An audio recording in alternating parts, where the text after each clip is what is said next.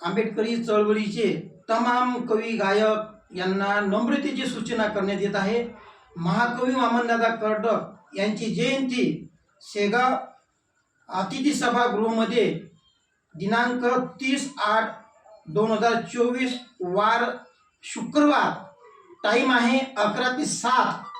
कृपया प्रत्येक कलाकारांनी या कार्यक्रमाला आवर्जून हजर राहण्याची कृपा करावी आणि जे कलावंत वशीपासून आपल्या मानधनापासून वंचित आहेत त्यांनी कृपया आपली एक एक वशी सोबत आणावे, कारण की त्या मानधनासाठी बहुउद्देशीय सत्यशोधक कलापथक मंडळ बरेच आंदोलन करत राहू।